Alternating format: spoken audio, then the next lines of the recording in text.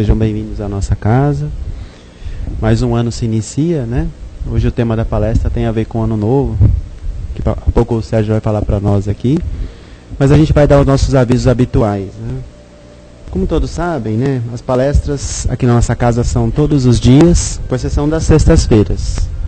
Qualquer dúvida em relação ao horário, é só procurar lá no painel lá da frente que tem informando o horário das reuniões.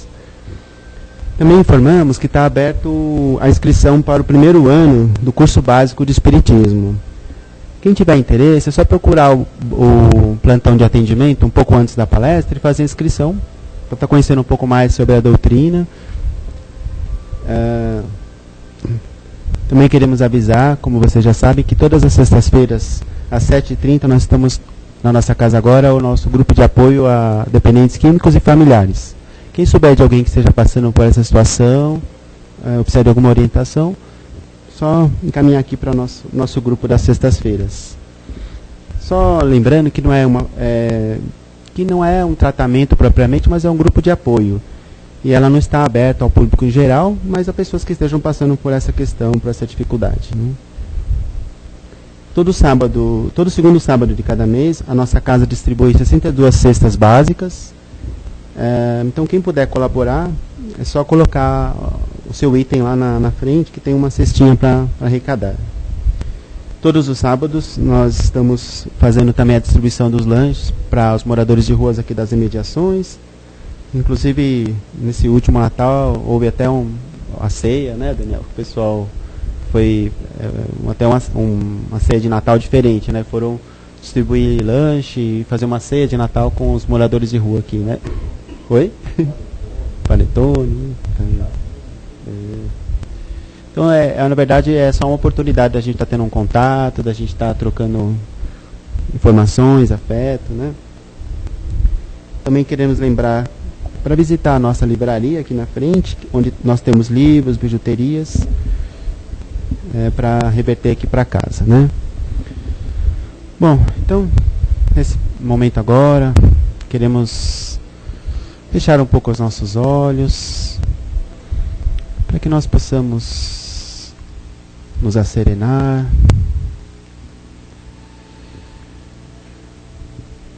agradecer ao Pai por essa oportunidade de estarmos aqui, aprendendo mais um pouco, que nós possamos, nessa reunião de hoje, obter conhecimentos, que nós possamos nos fortalecer em oração, em harmonia. Sabemos que a luta aí fora nem sempre é fácil para todos nós, mas temos como nos fortalecer, nos harmonizar cada dia mais. Basta para isso que nós procuremos estar conectados com as forças do bem, que nós possamos estar sempre nos aprimorando, nos conhecendo melhor. Por isso é tão gratificante podermos estar aqui nesse momento. E agradecemos imensamente ao Pai por essa oportunidade de congregar, de trocar informações, de estar juntos em oração. Obrigado, Pai.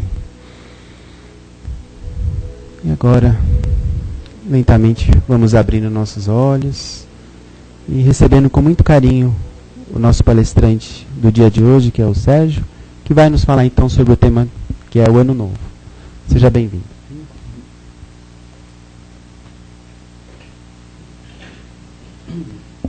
Muito boa noite a todos. Desculpem aí a voz, que eu joguei muito truco nesse final de ano, né? Então a voz não está saindo. Coisa de ficar gritando, complicado. E a gente vai falar realmente do tema que tem a ver com a vida de todos nós, né? Está começando o ano novo, a gente está iniciando agora com premissas novas.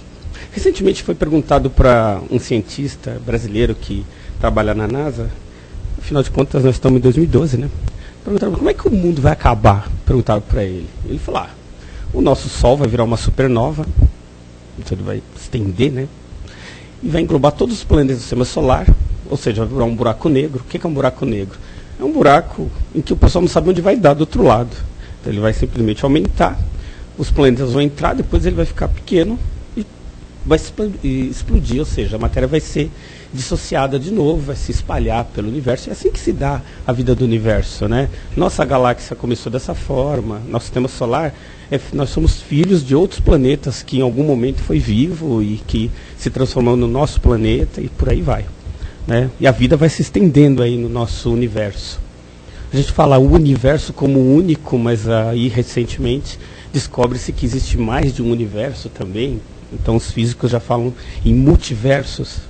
Então nossa consciência de estarmos apenas num único local físico já mudou. Porque ao mesmo tempo que estamos aqui nessa sala, hoje já se sabe que basta mudar a vibração das partículas e nós vamos ver que existem, dependendo da vibração, vários universos no mesmo local físico. Interessante isso, né? E nós espíritas já sabíamos disso, porque o mundo espiritual vibra em outra frequência, no mesmo ponto físico em que nós nos encontramos. A física hoje fala disso como se fosse novidade. O Kardec já falava isso na época, quando na Gênesis ele comentava sobre muitos mundos, e os espíritos ombreando com a gente, ou seja, vivendo junto conosco no mesmo local físico. Então Kardec ele já tinha essa visão, a física hoje vem com essa visão, dizendo, descobriu-se hoje que o átomo, quando ele não está fisicamente num único lugar, ou seja, aquele ponto que se diz que ele é gerador da matéria, por exemplo, que a aglutinação do átomo gera a própria matéria, né? Vários átomos juntos. Mas quando eles pararam para olhar o átomo, descobriram que ele não fica num único lugar. Ele aparece, some, ninguém sabe para onde vai, provavelmente para um outro universo, depois volta para aquele ponto, ou para um outro ponto. Ou seja, os físicos hoje têm um grande dilema, né? Eles falam, interessante, o que mantém a matéria coesa? Ou seja, por que essa mesa está junta? Ninguém sabe explicar. Ninguém sabe explicar porque o nosso corpo está assim, junto, porque a matéria nossa não está espalhada pelo universo. Existe uma energia, e os físicos conscientemente chamaram de energia de Deus. É tão verdade isso que recentemente eles estão criando uma máquina gigantesca lá na França para tentar descobrir onde está essa energia de Deus. Por que energia de Deus? Porque ninguém sabe explicar o que mantém a matéria coesa, junta, vibrando na mesma sintonia. Então tem que ser algo divino. E a própria ciência hoje chegou a essa questão. Tem que ser divino. Então é chamado de energia de Deus, como algo divino. E nós aqui estamos justamente utilizando essa energia divina, né, para descobrir em nós a capacidade de evoluir. Joana de Ângeles, num dos trabalhos falando sobre as novas perspectivas humanas, na obra dela, ela diz o seguinte: o ser humano, quando vai para uma nova etapa, ele tem mais que realmente utilizar aquelas ferramentas que estão dispostas para que o seu consciente, seu cérebro, aceite aquilo como verdade. Exemplo, todo mundo usou branco aqui na virada do ano? Não? Pode usar, não tem problema. Pular o onda, 7 ondinhas? Tranquilo. Por quê? Porque quando a gente faz isso, a gente está simplesmente usando atitudes que tem a ver com a nossa crença, com o nosso psicologismo, nossa psicologia interna. Pode até ser que nós, como os espíritas, a gente sabe que isso, de forma geral, não significa muita coisa, mas para o nosso inconsciente significa muito. Porque se eu acreditar piamente que aquilo muda, eu gravo. A psicologia chama isso de script. O que acontece? Quando a gente é criança, por exemplo, a gente é criado desde pequenininho, aí nosso pai fala pra gente, olha, você é uma pessoa inteligente. Pais que educam, que trabalham a consciência da criança para que ela realmente cresça, chega pra criança e fala, você é inteligente, você vai bem.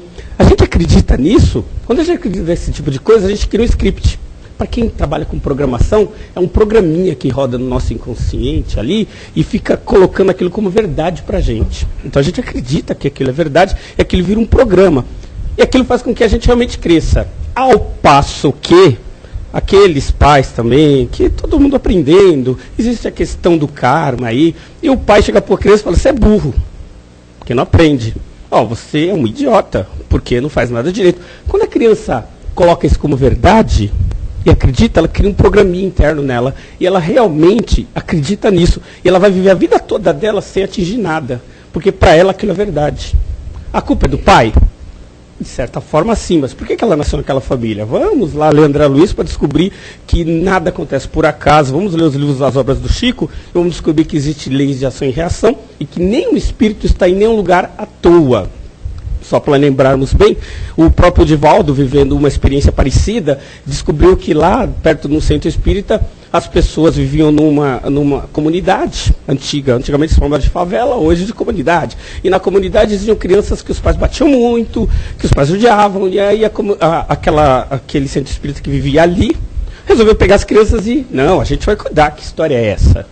E começaram a pegar as crianças e ficavam lá no centro espírita, cuidavam, davam comida. Aí até o dia que teve a comunicação do mentor da casa. O mentor chegou para eles, muito bem, vocês estão fazendo um trabalho bom, né? Sim, a gente está cuidando, está trazendo as crianças. E aí o próprio mentor falou, mas quem falou que vocês são responsáveis pela educação deles? Nossa, mas lá eles judiam, mas quem falou para vocês que eles não têm que passar por essa experiência? Quem disse para vocês que vocês é que têm que anular neles essa experiência? Isso é bom para a gente entender que nesse ano que se inicia, nós temos que ter a visão ampliada. Nós vamos passar por experiências, vamos ver as pessoas com dificuldades, sim, mas cada um responde por si. Nós estamos no caminho das pessoas para ajudá-las. Nós vivemos em comunidade, uns ajudando os outros. A gente não pode assumir para nós os problemas que estão das pessoas que estão do nosso lado. E olha, estendendo isso, muitas vezes a esposa assume o karma do mar. Karma no sentido de peso, não no sentido karma. Assume o peso que o marido tem, e o marido muitas vezes assume o peso que a esposa tem. Na verdade, apesar de vivermos juntos, individualmente respondemos por aquilo que nós criamos aqui nessa vida. Isso é natural. Cada um de nós. E nós temos que ter essa consciência. Então, viver esse ano que ele se inicia, a gente tem que começar de cara a se libertar das coisas que a gente está arrastando até hoje. Se a gente está arrastando mágoa, a gente tem que começar a se libertar. Se a gente está arrastando angústia, tem que começar a se libertar. Se a gente está arrastando raiva de algumas pessoas, se a gente está arrastando dificuldades, a gente tem que começar a olhar para dentro de nós, porque não adianta nada a gente chegar agora e falar, ano novo, vida nova, eu vou na academia, até o primeiro mês, né? Depois a gente fica cansado, não vai mais, eu vou começar um regime, porque Natal e Ano Novo, alguém comeu pouco aqui, é complicado, né? E a gente começa a fazer aqueles planos mirabolantes de não comer, só salada, na segunda dá certo, na terça a gente pensa um pouco, né? E por aí vai, na quarta eu nem lembro mais o que eu queria, na segunda. Então a gente tem que ter a questão do planejar, ela tem que ser bem firme para a gente. Porque muitas vezes a gente tem aquele aspecto, olha, vamos começar o ano planejando, e aí voltando a Jana de Jandes, quando ela fala, esses aspectos que atingem o nosso inconsciente são verdadeiros. Quando a gente escreve numa lista, por exemplo, o que a gente pretende, muita gente não tem esse costume, mas é interessante. Tem um pensador americano, eu não vou lembrar o nome dele agora, o Napoleão Hill. Napoleão Hill, ele escreveu o seguinte, que foi feita uma pesquisa e Napoleão Hill escreveu um livro interessantíssimo sobre a questão do sucesso pessoal e tudo mais, mas ele escreveu isso numa época que os americanos estavam na maior depressão, 1930 lá, que a quebra da bolsa e os Estados americanos entraram numa depressão profunda, e aí naquela época ele estava fazendo um levantamento, escreveu um livro interessante sobre como melhorar a autoestima do americano na época, e falava o seguinte, ele fez um estudo lá e descobriu que pessoas que apenas quando começava o ano, pensavam a respeito das novas coisas que querem para o ano, atingiam 30%. Pessoas que escreviam aquilo que queriam, atingiam até 50%. Pessoas que escreviam e pegavam aquela condição e começavam a acompanhar, porque não adiantava só escrever, escreviam, mas acompanhavam, levavam o papel consigo, lia constantemente, chegavam até 90% daquilo que tinha planejado. Porque muitas vezes a gente quer alguma coisa nova e pensa a respeito, não adianta. O pensamento e acaba indo, porque vão aparecer novos problemas e a gente acaba esquecendo. Se a gente escreve, mas é interessante, porque o Napoleão Hill diz o seguinte, olha interessante isso, apenas escrevendo. Ele fez um teste com algumas pessoas, ele pegou várias pessoas lá e falou, só escreve o que você quer. As pessoas escrevem agora, dobra e guarda. Depois, quando chegou no final do ano, ele descobriu que 70% das pessoas que apenas escreveram e guardaram o papel conseguiram atingir o que tinham planejado. Por quê? Porque quando você escreve, o seu cérebro está armazenando. É legal porque eu sou professor, eu dou aula. Então eu tinha uma dificuldade muito grande, porque eu achava que o aluno na sala de aula não tinha que ficar escrevendo. Principalmente na faculdade, que eu acho que o aluno ele tem que ter a predisposição a aprender e buscar o conhecimento. Então eu ficava naquela de, não tem que escrever, eu vou apresentar e ele vai aprender. Mas eu descobri que muitos alunos dependem dessa necessidade de escrever, porque o raciocínio funciona através da escrita, ainda para muitos de nós, né? Se a pessoa não escreve, ela não marca, se ela não marca, ela não lembra, se ela não lembra, ela não vai saber nem o que você falou. E tem pessoas que são muito visuais. A pessoa bate o olho, a pessoa está explicando, ela entende tudo. Mas somos pessoas diferentes. Então, para muitas pessoas, é interessante, uma hora ou outra, a pessoa realmente escrever, colocar no papel. Ah, mas eu vou seguir? Não importa. Coloca no papel aquilo que você acha que tem que atingir para esse ano. Coloca, guarda. Chega no final do ano, abra e vê o que chegou lá. Quais são as perspectivas? O nosso cérebro, a gente não dá muito valor para isso, ele é muito mais potente do que a gente imagina. Nossa capacidade cerebral de criar condições para a nossa vida vai muito além daquilo que a gente pensa. Jesus, quando falou, se tiveres a fé do tamanho do caroço de uma mostarda, quando ele falava isso, ele falava, ser humano, farão o que eu faço e muito mais. Ele falava da nossa capacidade íntima. Nós podemos, mas a gente faz. A gente não acredita muito. Os hinduístas, eles dizem o seguinte, o ser humano tem tanta capacidade para acreditar em si, que se ele fosse um coqueiro, ele teria apenas 1000 metros. Porque a gente não acredita na gente. A gente tem uma dificuldade muito grande de acreditar nas nossas aquisições. A gente tem dificuldade de andar atrás dos nossos objetivos pessoais. A gente acha que tudo está contra. Quando alguma coisa vai contra, a gente acha que tudo aquilo é para impedir que a gente vá. E quando a gente é espírita é pior, né? Porque a gente fala, não, é obsessor. E quando não é obsessor é karma. E quando é karma, porque eu tenho filho, é porque eu tenho esposa, é porque eu sou casado. E a gente vai acumulando várias desculpinhas para a gente não conseguir fazer aquilo que a gente tem que fazer. Fazer o que tem que fazer, evoluir mesmo, é crescer na vida. Seja materialmente, mas sem esquecer do lado espiritual. Sem esquecer que nós estamos na vida para aprender com ela. Muitos de nós acham que, em algum momento, que as coisas que vão acontecer na nossa vida são para atrapalhar. A gente tem essa dificuldade. A gente vai trabalhar numa empresa que o chefe é muito duro. Então, mas eu só trabalho com lugares em que o nosso chefe ou minha esposa pega muito no meu pé, ou meu filho dá muito trabalho. Notem, tudo que acontece na nossa vida vai atingir aquilo que a gente precisa aprender. Tudo. Se eu sou uma pessoa impaciente, vou casar com uma pessoa que vai tirar minha paciência. Certeza. Se eu não casar, com certeza eu vou ter um filho que vai me tirar a paciência. É, certeza, batata. Porque se eu for paciente, provavelmente, não importa quem esteja do meu lado, não vai tirar minha paciência, porque eu não tenho. Então, com certeza, se eu sou uma pessoa paciente, mas tenho dificuldade, porque eu gosto de guardar meu dinheirinho, minha esposa vai ser gastona. Ou meu marido. Por quê? Porque isso tem a ver com a nossa dificuldade pessoal. O Jung sim, ele falava o seguinte, que quando o homem nasce, por isso que o Freud falava que o homem busca a mãe, né, quando vai casar. Na verdade, o Jung melhorou isso, ele dizia, não é que o homem busca a mãe, o homem, ele busca ânima, a figura feminina que está mais presente na vida dele, e o homem busca animus, a figura masculina. Desculpem, contrário. O homem busca a figura feminina, ânima, que está dentro dele. E a mulher busca a figura masculina. Não precisa ser o pai, propriamente dito, mas tem que ser uma figura masculina que está próxima. E ela, meio que, se aparece um homem, por exemplo, com uma figura, mas que se encaixa mais ou menos, aí vem a paixão. Por isso que a gente fala que paixão não é amor, não tem nada a ver. Normalmente a gente fala que paixão é karmático, né? Porque a gente se apaixona tanto que é com ele que a gente vai sofrer, ou com ela. E não adianta nada alguém de fora falar, olha, não adianta, vai ficar, porque grudou ali. E isso é um aspecto pessoal, é muito pessoal, porque o André Luiz, numa das obras, ele até comentava no livro de Ação e Reação, o que faz as pessoas, por exemplo, a pessoa um detesta o outro, por que se eles vão conviver junto, o que faz eles conviverem lá? Paixão.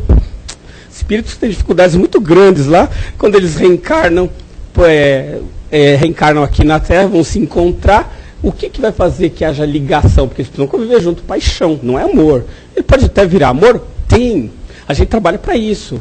O próprio Chico, comentando sobre uma das passagens no passado dele, que ele teve um encontro meio complicado com o Emmanuel, para quem lembra há 2000 anos, vão ver que o Emmanuel lá, ele pega o filho do Chico, vai para a galera, o Chico pega o filho do Emmanuel, e faz o filho do Emmanuel cegar o próprio Emmanuel, e aí começa uma relação kármica entre eles ali. Isso vai acontecer até que ponto em que eles começam a conviver junto, até que aquilo se transforme em amor. Isso acontece com todos nós. Isso vai acontecer com todos. Todos passamos por essas transformações, até o momento em que aquilo que nos incomoda começa a transformar em algo para nós bom. E a gente começa a transformar isso em coisas boas. Gente, nós não temos que ficar... Nós, seres humanos, a gente tem um costume de sempre projetar. Novela mostra muito esse nosso lado, né? A gente projeta na vida alheia aquilo que a gente não tem. Então a gente sempre acha que o outro, né? Aquela história o jardim do vizinho é melhor do que o nosso, essas coisas todas. Na verdade, a gente tem essa facilidade de projetar. A gente acha que o outro sempre tem uma vida melhor do que a nossa. É porque a gente não tem o costume de olhar para nós mesmos. E quanto maior a dificuldade que a gente tem, mais fácil a gente tem de projetar para fora. E a gente para de viver a nossa própria vida. Esse é o grande problema. Então, às vezes, começa o ano novo e a gente já está projetando coisas fora da nossa vida. Está projetando outras coisas que não tem nada a ver com a gente. A gente tem que começar a olhar para a nossa dificuldade pessoal. O que é aquilo que realmente faz diferença para a nossa vida? O que eu preciso realmente mudar? Por quê? Eu tenho dificuldades tais. E se eu tenho essas dificuldades, isso tem que ser um padrão. Eu tenho que transformar isso em objetivo para mudar.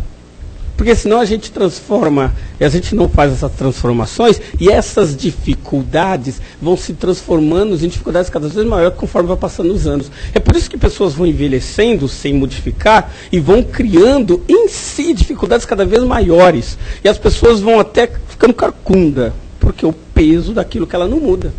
Então ela tem dificuldade até de andar. Por quê? Porque não mudou. Eu sempre lembro do Medinesp, um médico que falava sobre as dificuldades humanas, e dizia o seguinte, olha gente, ele falou isso, falava várias vezes, ele tinha um problema muito sério com muitos pacientes, porque ele acompanhava muitos pacientes que não tinham dificuldade de mudar. Mudavam. Então eles viviam a vida toda com um monte de problema, não mudavam, virava ano, saía ano, e não mudavam. E ele descobriu que muitos deles morriam lá para os 50 e poucos anos. Por quê? Porque ele falava que, se não mudou até os 50 e poucos, aí o espiritual falou, traz de volta, porque senão vai piorar a situação dele para próximo, então leva. Mas isso é a estatística dele, não vou falar que é verdade ou não, é complicado. Então, quem estiver perto dos 50, então... Brincadeira, gente. Apenas para a gente entender que as resoluções de ano novo são para a gente... É importante para a gente poder trazer para fora aquilo que a gente muitas vezes tem dificuldade.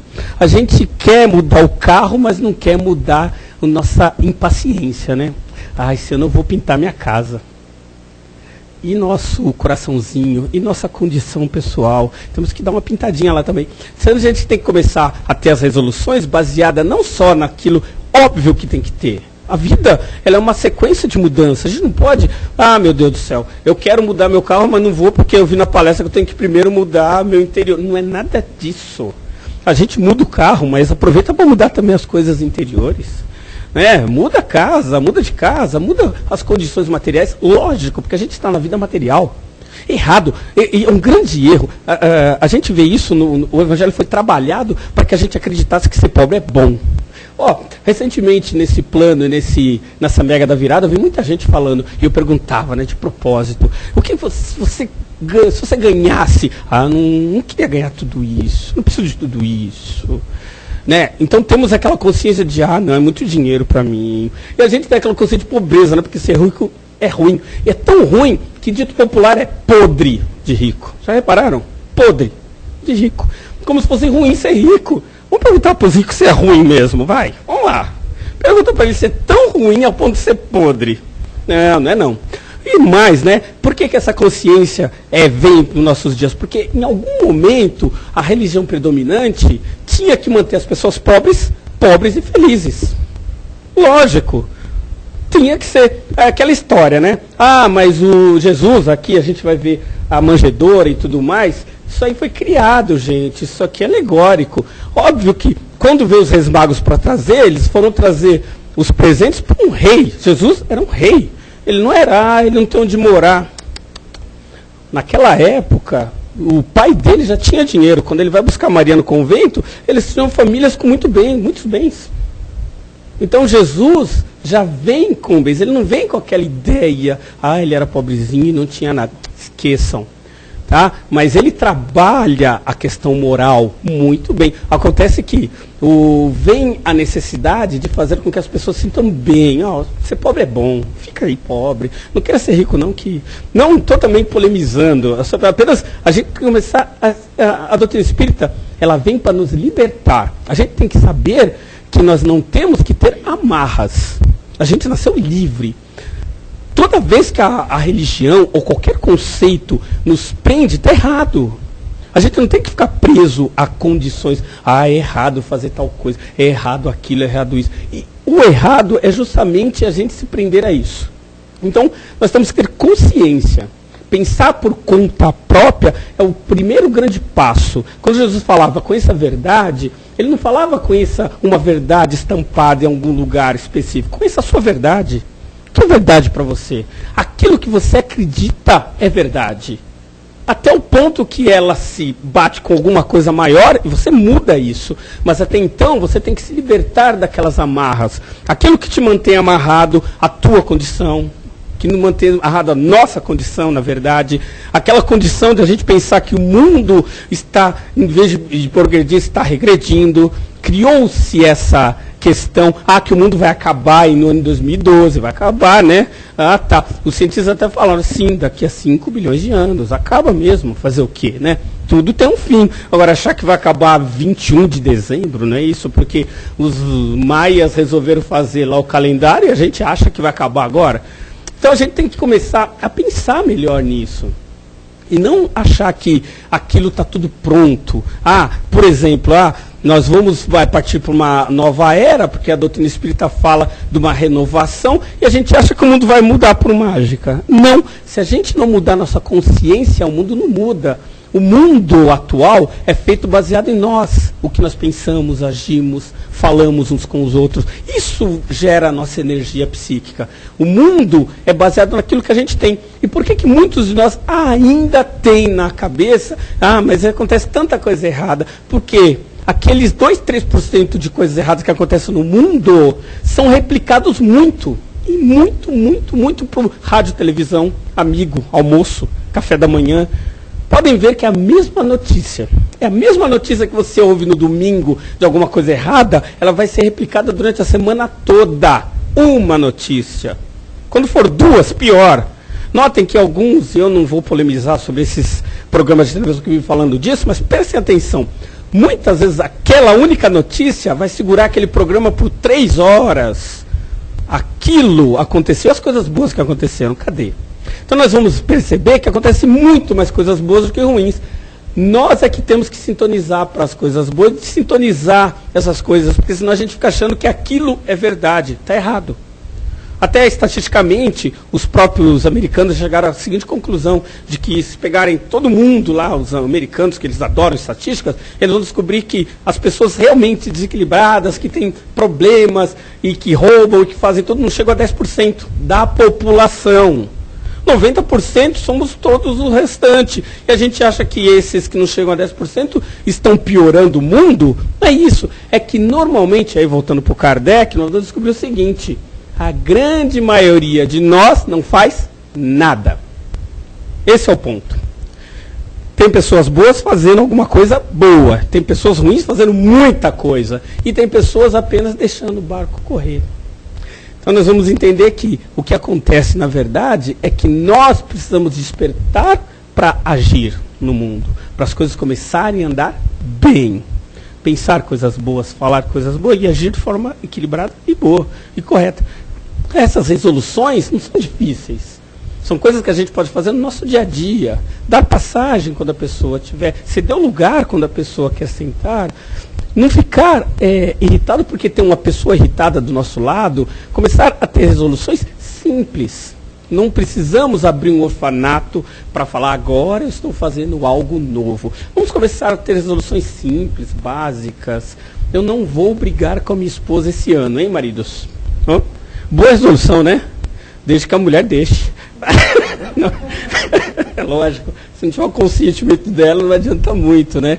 Mas obviamente que resoluções dessas fazem falta. A gente começar a ter resoluções do tipo: vou tratar melhor o meu colega de trabalho, o meu filho, vou falar coisas construtivas daqui para frente, não vou falar mais palavrão. Olha, interessante, né? Mas é difícil. Por quê? Porque nós temos o nosso programinha já lá dentro, programado às vezes para a gente falar palavrão diante de qualquer situação que foge do normal. Então a gente tem que se reprogramar. Reprogramar é começar a agir de forma diferente. As mudanças não são tão grandes, mas se a gente partir para as mudanças pequenas, aquelas bem pequenas que realmente a gente consegue fazer, a gente vai descobrir que não é tão difícil. Então que o ano novo seja um ano realmente de transformação, que a gente busque no nosso coração aquilo que realmente precisamos mudar. E olha, não precisamos fazer mudanças drásticas, não precisamos mudar a nossa vida, basta mudar alguns aspectos pequenos, mas esses aspectos pequenos vão refletir e muito na nossa vida. Muita paz a todos.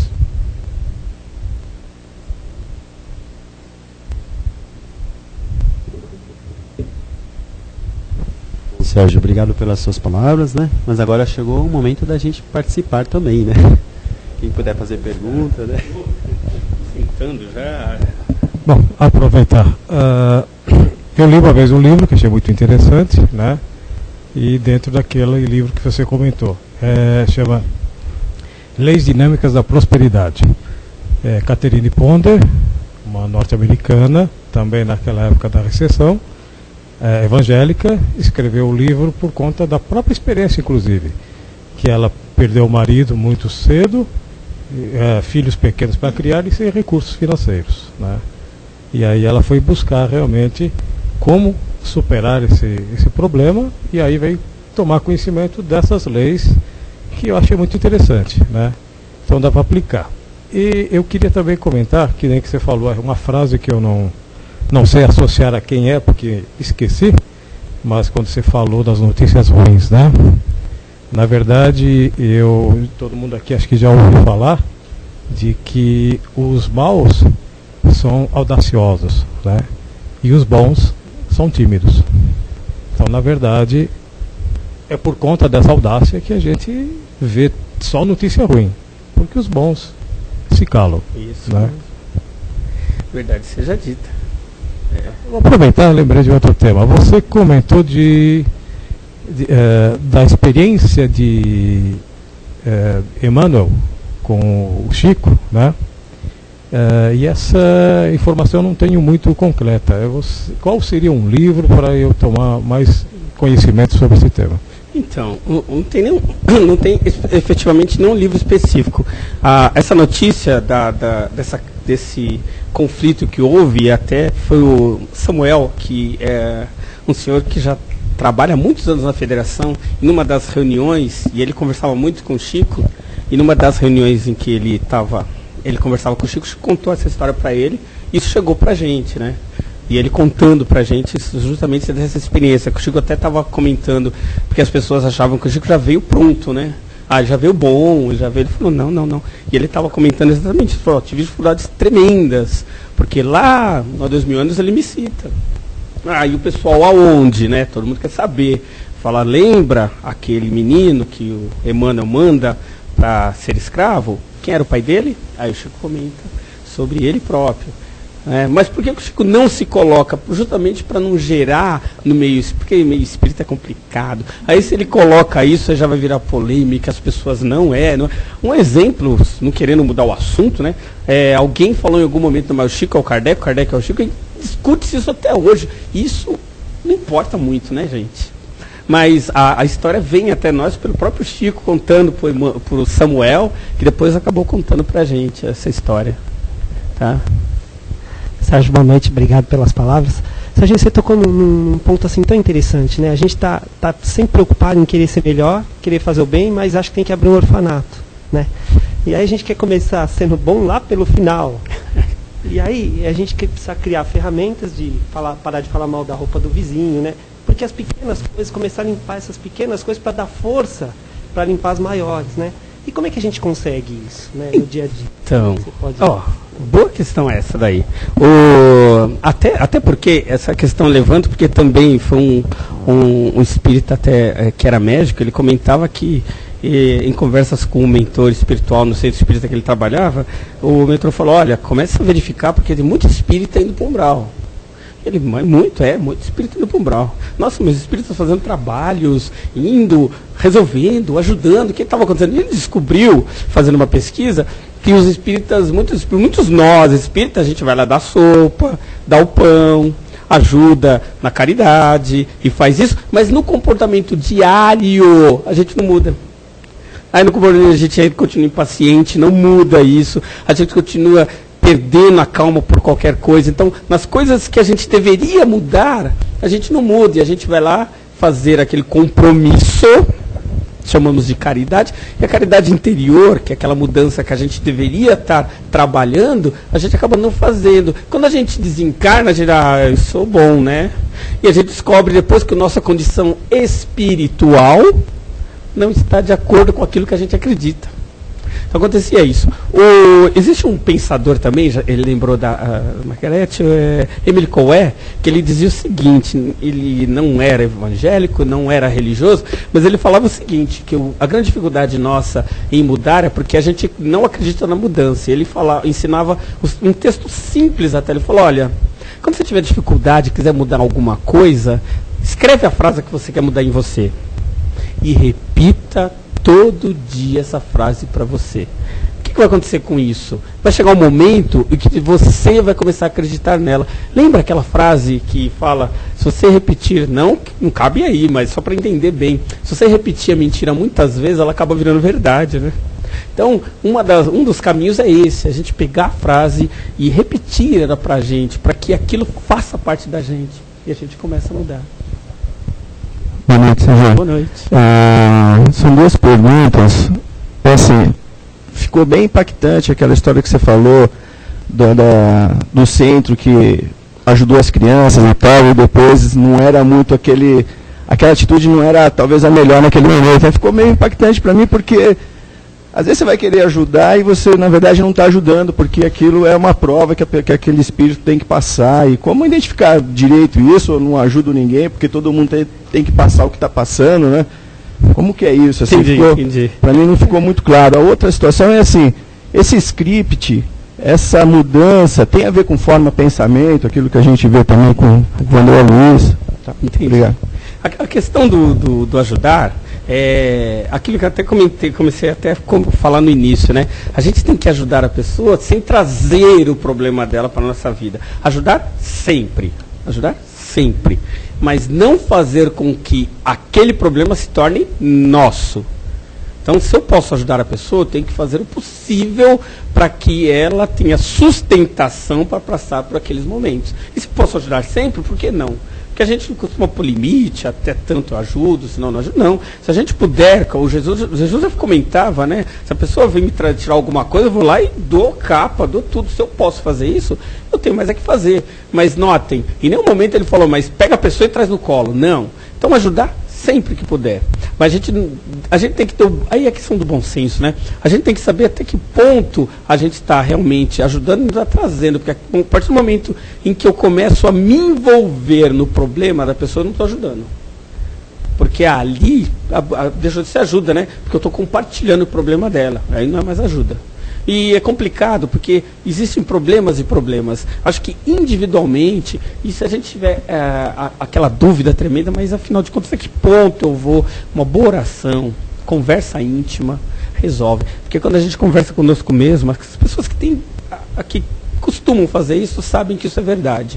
Se a gente fazer uma oração de coração, pedindo ao Pai resposta, vem. E a gente sabe exatamente aquilo que a gente precisa fazer. Então a oração, ela resolve nas horas de maior dificuldade ou de maior dúvida.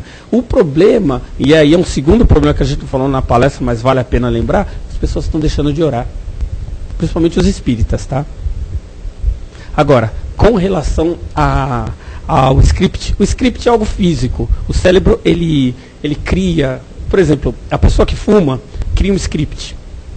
E aquele script, a dificuldade que a pessoa tem de parar de fumar é porque o script está rodando lá e as necessidades existem e ela acaba fumando, às vezes até inconsciente. Formas pensamento é uma condição. Eu repito um ato pensante e aquele pensante se torna até, aspas aí, vida. E o Kardec chama de forma pensamento, né? Mas a forma pensamento era legal até a gente depois fazer uma palestra sobre isso para a gente entender melhor. A forma pensamento se torna vício? Se torna. O script, ele está no cérebro, é algo físico. O forma pensamento, ele é um ato que acontece pela repetição dele. E aquilo se torna um vício também. Como se aquilo tivesse vida. E aquilo nos envolve. Muitas pessoas têm até a questão da forma pensamento, chega a tal ponto em que ela se vê envolvida como se aquilo fosse um espírito. Não é. É uma forma de pensamento criada por ela mesma. Isso vai muito além. Existe um trabalho de um cara muito conhecido, até não é espírita, em que ele tem um livro só falando de formas de pensamento. Inclusive ele comenta, quando a pessoa está com raiva, as formas de pensamento têm forma de adaga, né? E atacam e vão até a pessoa. Existe um trabalho bem extenso sobre formas de pensamento, muito legal. Só aproveitando o ensejo para dizer o seguinte: quando Jesus falava quando 2 ou mais estiverem falando em mim, lá estarei. Por que ele falava isso? Por que 2 não 1? Alguém lembra? Sabe por quê? Porque quando 2 pessoas estão juntos, eu e ele, quando nós começamos a falar de Jesus, nós criamos uma egrégora. Jesus está com ele porque nós sentimos melhor essa condição do que individual. Não é que se individualmente eu não vou acessar o Pai, óbvio que eu vou. Mas quando ele falava de 2, ele falava da egrégora. É quando mais de uma forma de pensamento se junta com outra, aí vira egrégora. Mas é assunto para uma outra também, que acho que era legal a gente depois falar disso. E outras questões. São muito interessantes esses assuntos, viu? Bom, mais alguma pergunta, alguma colocação sobre... Temos mais um tempinho, se alguém quiser falar mais algo. Assim. Todo mundo já. Lembrei, falando de forma de pensamento, lembrei do livro do Chico, do André Luiz, que ele fala que andando pela cidade ele via várias formas, pensamentos, né, das pessoas, né, como se fossem formas meio monstruosas. Né? O André falava de miasmas, né? Quando a gente pensa e a gente não pensa algo bom, aquilo sai de nós e fica flutuando, né, por aí. Aí quando uma pessoa está lá distraída, pega a pessoa, né? Mas por que pegou a pessoa? A gente vai discutir sobre o que ela estava pensando naquele momento, afinal de contas, né? Então é isso também. Bom, Sérgio, obrigado pelas suas colocações, viu? Ele vai ficar aqui mais um pouquinho, quem quiser falar com ele um pouquinho, tá bom? Obrigado. Bom, depois de nós refletirmos, né? Podemos agora fechar um pouquinho os nossos olhos para que a gente possa deixar um pouco essas palavras entrarem dentro de nós. E chega um momento que nós podemos doar um pouco também de nós. Nesse ano que se inicia, quantas estradas ainda teremos que percorrer, quantos caminhos, quantas buscas, quantos encontros. Mas sabemos que não estamos sozinhos. temos os nossos amigos da espiritualidade que nos acompanham, nos inspiram. Nesse momento, queremos vibrar pelo nosso planeta Terra, que passa por tantas transformações. Vibremos, envolvendo o nosso planeta em energias de amor, de paz, para que pouco a pouco ele possa ir se transformando. Sabemos que ele não vai se transformar por decurso de prazo, mas sim pelo nosso trabalho, por cada sementinha que nós possamos plantar no nosso dia a dia. Também queremos vibrar nesse momento pelos governantes do nosso planeta, para que eles sejam muito inspirados, para que possam cada vez mais colaborar pela paz mundial, pelo entendimento entre as nações, para que as diferenças possam ser aceitas. Quanto caminho ainda a Terra há de percorrer, mas ela está evoluindo pouco a pouco, como uma criança. Pouco a pouco ela há de chegar num lugar melhor. Podemos contribuir com as nossas vibrações diariamente, orando, vibrando, construindo formas, pensamentos de amor, que possam se agregar umas às outras e inspirar os governantes. Também não esperemos só deles, mas também a cada um de nós, onde quer que estejamos, com os nossos vizinhos, com os nossos colegas de trabalho, possamos também plantar essa semente de amor e pouco a pouco ir também mudando a face da Terra. Vibramos também por todas as pessoas que estão passando dificuldades nesse momento, em especial pelo tema da palestra de hoje, que se dirige às famílias que estão passando por dependência química. Que essas famílias possam ser também amparadas, que essas nossas vibrações aqui, coletadas pelo plano espiritual, possam chegar a cada uma delas, que elas tenham força, coragem, discernimento. Vibremos, queridos irmãos, neste momento, por todas as pessoas que estão passando por essa dificuldade neste momento. E agora, por último, queria que cada um aqui pensasse em alguém em especial que sabe que está precisando de ajuda, que está passando por dificuldades, para que essas vibrações também possam alcançar a cada uma delas, segundo a sua necessidade, segundo o seu merecimento.